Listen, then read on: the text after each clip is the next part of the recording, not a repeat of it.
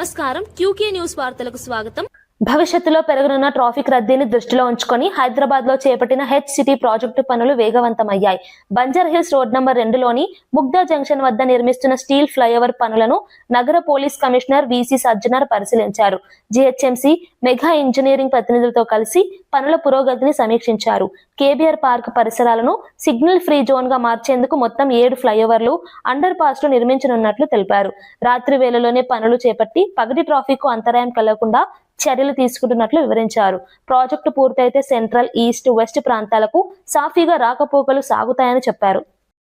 తెలంగాణ రాష్ట్ర ప్రభుత్వము చేపట్టిన ప్రతిష్టాత్మక ఫ్లైఓవర్స్ మరియు అండర్ బ్రిడ్జెస్ ఎస్సీఐటీ ప్రాజెక్ట్ కింద కేబీఆర్ చుట్టూ మొత్తము 7 ఫ్లైఓవర్స్ లు 7 అండర్ పాస్ రావడం జరుగుతుంది. దాని భాగంగా ఈ రోజు వర్క్ స్టార్ట్ కావడం జరుగుతుంది. ట్రాఫిక్ పోలీస్ తరఫు నుంచి మన డీసీపీ కాజల్, జాయింట్ సిపి గారు, అట్లానే జిహెచ్ఎంసీ నుంచి ఈ గారు, డి గారు, మెగా సంస్థ వాళ్ళు అందరూ కలిసి ఒక ప్లేస్ ని మనము విజిట్ చేయడం జరిగింది. ఈ వచ్చే రోజు కొన్ని నెల ఇక్కడ కన్స్ట్రక్షన్ యాక్టివిటీ జరగడం జరుగుతుంది. దాని భాగంగా కొన్ని ట్రాఫిక్ రిస్ట్రిక్షన్స్ కూడా రావడం జరుగుతుంది. సో ఈ వర్క్ మొత్తం ఈ ఫ్లైఓవర్స్ అన్ని ఒక 2 ఇయర్స్ లో కంప్లీట్ చేయాలని చెప్పి ఒక ఉద్దేశంతో ఈ ఒక కన్స్ట్రక్షన్ యాక్టివిటీ స్టార్ట్ కావడం జరుగుతుంది. ప్రజలందరూ కూడా ఈ యొక్క కన్స్ట్రక్షన్ సమయంలో మనకు కూడా వాళ్ళకు ఇబ్బంది కాకుండా రాష్ట్ర ప్రభుత్వం తరఫు నుంచి జిహెచ్ఎంసీ మనం కూడా కలిసి డీటెయిల్ ఒక ప్లానింగ్ చేసి ప్రజలు కూడా ఇబ్బంది కాకుండా కూడా మనము ప్లాన్ చేయడం జరుగుతుంది.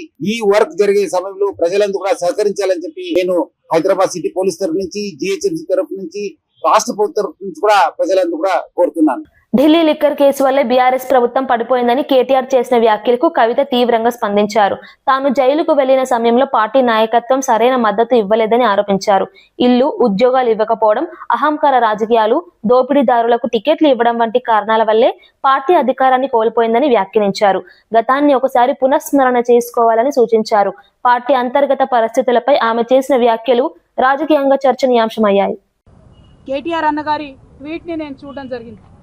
అందులో వారు మరి ఒక పక్క కంగ్రాచులేషన్స్ చెప్తూనే ఇంకొక పక్క మా ప్రభుత్వం పడిపోవడానికి ఈ కేసే కారణం అన్నట్టుగా అర్థం వచ్చేలాగా వారు ట్వీట్ చేయడం జరిగింది. ఇవాళ నేను పొద్దున్నుండి బీఆర్ఎస్ పార్టీ సోషల్ మీడియా ఏదైతే అనేక రకాలైనటువంటి కమెంట్స్ చేస్తూ ఉన్నారో, ఏదైతే మొత్తం బీఆర్ఎస్ పార్టీ ఇక్కడ రాష్ట్రంలో ఓడిపోవడానికి ఈ కేసే కారణమని ఒక ట్విస్ట్ ఇచ్చే ప్రయత్నం చేస్తూ ఉన్నారో, వాళ్ళందరినీ కేటీఆర్ రామారావు గారిని సూటిగా నేను ఒక ప్రశ్న అడుగుతా ఉన్నా. నా మీద కేసు పెట్టింది ఎందుకోసం? పార్టీ కోసం కాదా? ఈ మాట కేసీఆర్ గారు చెప్పలేదా? మరొకవేళ నా మీద కేసు పెట్టింది పార్టీ కోసమే అని మీ అందరికీ తెలిసి ఉంటే ఇవాళ మీరు ఏదైతే ట్వీట్ చేసిండ్రో అది నిజమే అయితే నేను జైలుకి వెళ్ళేంత వరకు కూడా ఒక్కసారి కూడా మీరు ప్రెస్ మీట్ పెట్టకపోవడం ఎందుకు? కేసీఆర్ గారు ప్రెస్ మీట్ పెట్టకపోవడం ఎందుకు?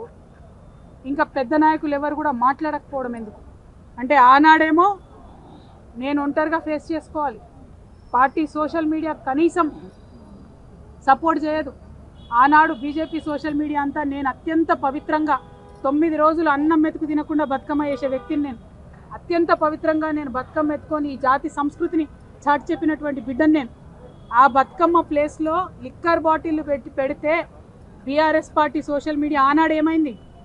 మీరు ఆనాడే ఎదుర్కొని ఉంటే ఈ గతి పట్టేదా బీఆర్ఎస్ పార్టీకి? బీఆర్ఎస్ పార్టీ అసెంబ్లీ ఎన్నికల్లో ఓడిపోవడానికి నేను కారణమా? ఒకసారి ప్రజలు కూడా రివైండ్ బటన్ దయచేసి నా కోసం ప్రెస్ చేసి ఆలోచన చేయాలి. ఆనాడు ఉన్న అంశాలు ఏంటిది?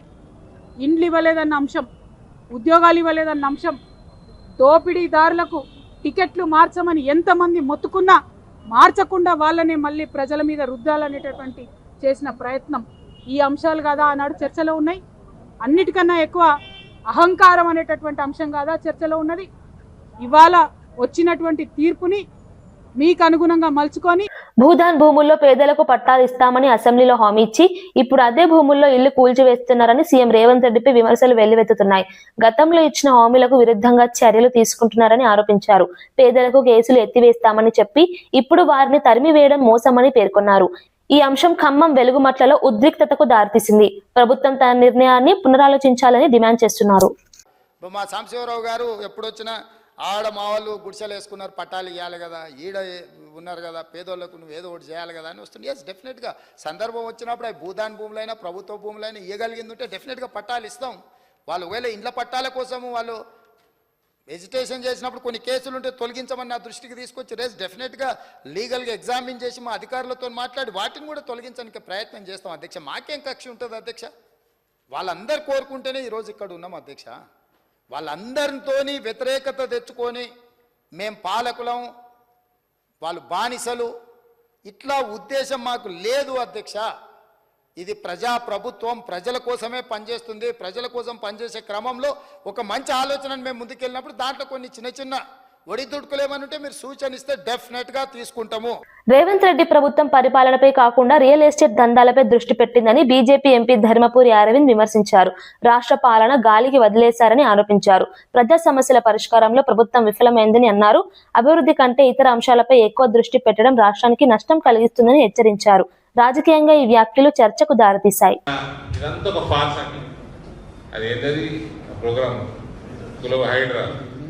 హైడ్రా కాడికెళ్ళి ఈ గాంధీ సరోవర్ ఇవాళ జరుగుతున్న వివిధ జిల్లాలలో మొత్తం ఫాల్స్ అందరినీ భయపెట్టినకి వసూలు చేస్తారు. రేవంత్కి నేను చెప్తున్నా ఛానళ్లను తెలుసు నాకు, ఒక బ్యాక్ ఆఫీసు, 4 అడ్వకేట్, ల్యాండ్ల మీద దృష్టి, ప్రైవేట్ ల్యాండ్ల మీద, పెద్ద బిల్డర్ల మీద దృష్టి, ఆ లిటిగేషన్లు క్రియేట్ చేయడము, కోర్టుకు పోయి బెదిరియటము, వాళ్ళు ఏదో రోజు సెటిల్మెంట్ చేసుకుంటాం. ఇది తప్ప రేవంత్కి అడ్మినిస్ట్రేషన్ మీద నయా పైసా అవగాలేదు. మహబూబాబాద్ జిల్లా కొత్తగూడ మండలం గుంజేడు ముసలమ్మ తల్లి ఆలయంలో మంత్రి సీతక్క ప్రత్యేక పూజలు నిర్వహించారు. ప్రాంతీయ ప్రజలతో కలిసి దేవాలయాన్ని దర్శించుకుని ఆశీర్వాదాలు పొందారు. స్థానిక అభివృద్ధి, ప్రజల సంక్షేమం కోసం ప్రార్థించినట్లు తెలిపారు. ఆలయ అభివృద్ధికి ప్రభుత్వం సహకరిస్తుందని హామీ ఇచ్చారు. ఈ సందర్భంగా గ్రామస్తులతో సమావేశమై వారి సమస్యలను తెలుసుకున్నారు.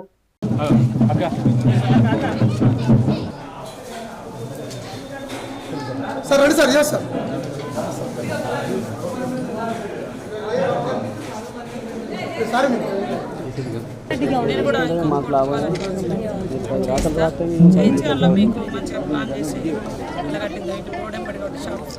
అంగన్వాడీ కేంద్రాల్లో చిన్నారులకు అందించే బ్రేక్ఫాస్ట్ మిక్స్ ను మంత్రి సీతక్క స్వయంగా రుచి చూశారు. ఆహారం మరింత మృదువుగా, పోషకవంతంగా ఉండేలా చూడాలని అధికారులకు ఆదేశించారు. త్వరలో పైలట్ ప్రాజెక్ట్ గా బ్రేక్ఫాస్ట్ స్కీమ్ ప్రారంభిస్తామని తెలిపారు. వచ్చే ఆర్థిక సంవత్సరంలో పూర్తి స్థాయిలో అమలు చేయాలని, బడ్జెట్ ప్రతిపాదనలు సిద్ధం చేయాలని సూచించారు.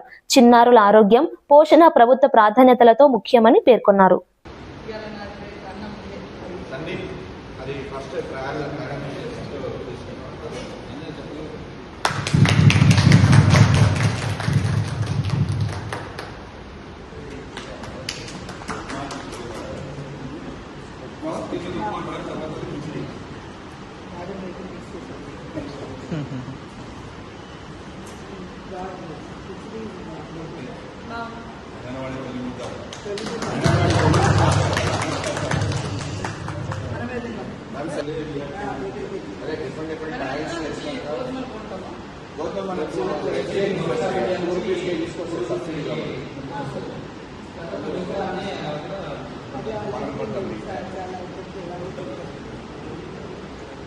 ఇదే పైలట్ ప్రాజెక్ట్ ఉందా?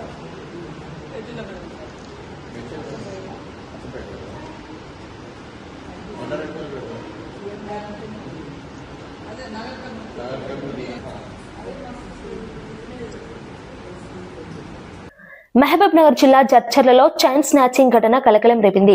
కిష్టారెడ్డి నగర్ కాలనీలో కిరాణా షాపు వద్దకు వెళ్లిన మహిళ మెడలోని బంగారు గొలుసును దుండగులు లాక్కొని పరారయ్యారు. సీసీటీవీ దృశ్యాలు బయటకు రావడంతో పోలీసులు కేసు నమోదు చేసి దర్యాప్తు ప్రారంభించారు. నిందితులను గుర్తించే పనిలో ఉన్నట్లు తెలిపారు. ప్రజలు అప్రమత్తంగా ఉండాలని పోలీసులు సూచించారు.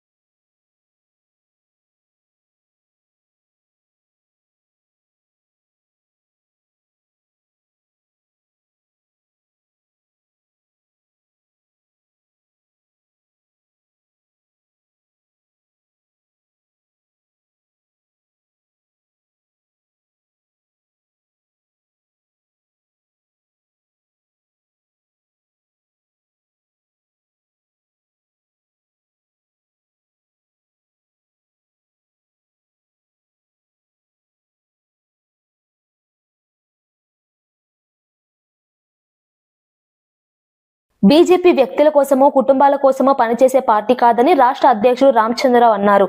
పండిట్ దీన్ దయాళ్ ఉపాధ్యాయ ప్రశిక్షణ మహాభియాన్ 2026లో భాగంగా తెలంగాణ వ్యాప్తంగా కార్యకర్తలకు శిక్షణ తరగతులు నిర్వహిస్తున్నట్లు తెలిపారు. సిద్ధాంతాల పునాదులపై పనిచేసే పార్టీ బీజేపీ మాత్రమేనని పేర్కొన్నారు.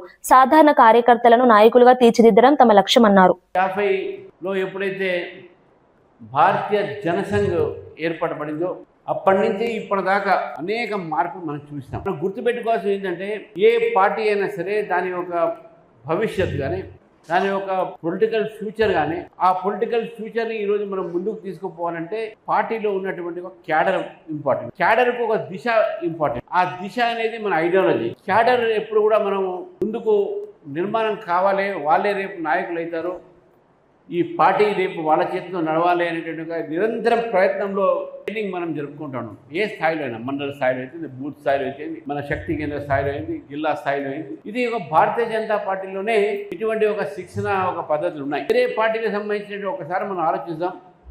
కమ్యూనిస్ట్ పార్టీ కూడా సిద్ధాంతపరమైన పార్టీ, కానీ ఈరోజు ఆ సిద్ధాంతాన్ని ఎవరు కూడా అమలు పరిచేటటువంటి పరిస్థితి లేదు. ప్రపంచం మొత్తంలో కూడా కమ్యూనిజం మొత్తం కూడా ఈరోజు అంతం అయిపోయింది. తెలంగాణ కూడా అంతమైంది, కానీ ఒకవైపు బీఆర్ఎస్ పార్టీ, ఇంకోవైపు కాంగ్రెస్ పార్టీ మీద ప్రాణం పోస్తా ఉన్నారు వాళ్ళు. ఎందుకంటే వాళ్ళ అవసరాలకి మనతను కొట్లాడడానికి వాళ్ళ బలం లేక, ధైర్యం లేక వీళ్ళని పెంచుతూ ఉన్నారు. మరి ఏ సిద్ధాంతం అయితే తుపాకీతోనే విప్లవం వస్తుంది, మార్పు వస్తుంది అనేటటువంటి నమ్మిన ఇక్కడ నక్సలైట్ సిద్ధాంతం ఈరోజు ఏమైపోయింది మనం చూసినాం.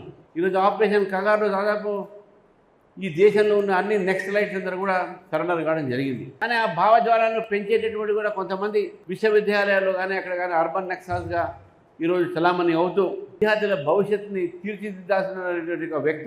అయేషా మీరా కేసులో మృతదేహాన్ని కోర్టు అనుమతితో సిబిఐ స్వాధీనం చేసుకుని తిరిగి ఇవ్వడంలో ఆలస్యం జరిగిందని ఆమె తల్లి షంషాద్ బేగం ఆవేదన వ్యక్తం చేశారు. తమ మతాచారం ప్రకారం ఖననం చేసిన మృతదేహాన్ని బయటకు తీయరాదని చెప్పారు. 10 రోజుల్లో తిరిగి అప్పగిస్తామని చెప్పినా 7 ఏళ్ల తర్వాతే అవశేషాలు అందాయని తెలిపారు. న్యాయం కోసం పోరాటం కొనసాగుతుందని అన్నారు. వన్స్ ఖననం చేసిన తర్వాత బాడీని పైకి తీయకూడదు మా మతాచార ప్రకారంగా. కానీ సిబిఐ డిఎస్పి స్వామి గారు హైకోర్టు పర్మిషన్ తీసుకొని వచ్చి మా పాప ప్రాపర్టీస్ తీసుకోవటం జరిగింది. 2019 డిసెంబర్ 14ని తీశారు. 10 రోజుల్లో మీకు ప్రాపర్టీని ఇస్తానని చెప్పి ఇంతవరకు ఇవ్వలేదు. అయితే మేము 5 సంవత్సరాలు నిశ్శబ్దంగా ఉంది, సిబిఐ ఏమీ చేయలే, కామ్గా కూర్చున్నారు. మేము మళ్ళీ హైకోర్టులో మా లాయర్ గారు అయినటువంటి పిచ్చుకల శ్రీనివాసరావు గారు మళ్ళీ పిటిషన్ వేసి 5 ఏళ్ళైనా కూడా సిబిఐ ఏమీ తేల్చటం లేదని పిటిషన్ ఇస్తే అప్పుడు మా పాప ప్రాపర్టీస్ కోసం గత 7 ఏళ్ల నుంచి మేము తిరగటం జరిగిందండి హైకోర్టులో. వాళ్ళు తర్వాత హైకోర్టులో ఏం చేశారంటే 7 సీల్డ్ కవర్ని అప్పగించి అప్పుడు మా పాప ప్రాపర్టీస్ని కూడా, బాడీ పార్ట్స్ని కూడా హైకోర్టులో పెట్టారు. మేము హైకోర్టు వాళ్ళని అడిగితే సిబిఐ కోర్టుకి వెళ్ళండి అన్నారు. సిబిఐ కోర్టుకి వెళ్తే హైకోర్టుకి వెళ్ళమన్నారు. ఇలా గత 3 నెలల నుంచి తిప్పి చివరికి నిన్న 18వ తారీఖు ఫిబ్రవరి 18వ తేదీన సిబిఐ కోర్టుకి హాజరైతే మీరు ఇప్పివ్వడం అంటే మీ చేతికి అందిస్తామన్నారు. చేతికి ఇచ్చేది ఏంటండి? వాళ్ళు ఏమని చెప్పారు? 10 రోజుల్లో ఇస్తామని చెప్పి 7 సంవత్సరాలు చేశారు. అంటే ఇక్కడ న్యాయం జరిగి